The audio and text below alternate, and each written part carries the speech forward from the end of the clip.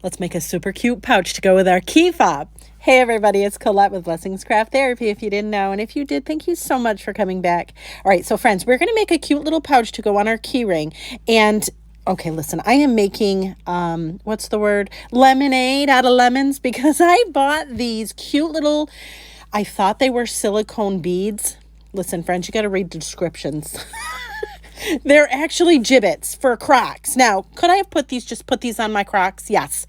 But I wanted to do something crafty with them. So these are all the cute little things. They're all Dunkin' Donuts. And you know, I'm from Massachusetts. So, all right. So I got this piece of craft foam from Michael's.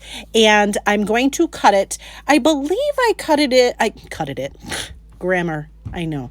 I cut it I think it was 5 inches by 7 inches.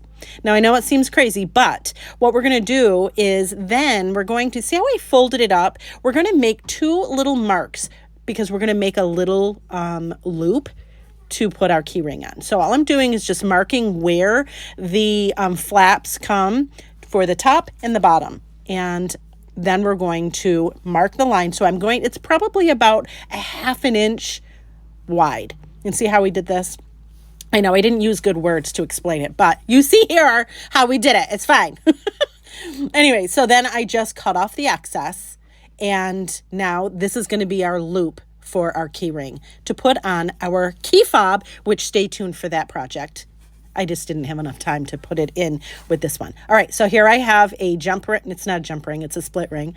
And I put a little hot glue on the end, and then I just fold over the rest of it, and it was that easy. Like, come on. Now, on the part that is part of the pouch, I wanted to just put a little bit of a scoop just so it's easier to get your cards or your change in and out. You could do it a variety of ways. Mine isn't even. I did round the edges on the top of the flap. Perfect. So here we go. This is what our cute little, look at how cute it is. It's so cute. I made mine the size of a card. And then I just marked the center where I'm going to put a slit, which is what I did with my X-Acto knife. And I'm going to put my jibbit in it, right? We're going to use the jibbit like a button. I know. I'm so excited. So there's that. Perfect. And this is just me testing it out. I just wanted to make sure it worked. And it did. Look at how cute it is. All right, so we're going to take it out. And then all we're going to do is add some glue to the sides.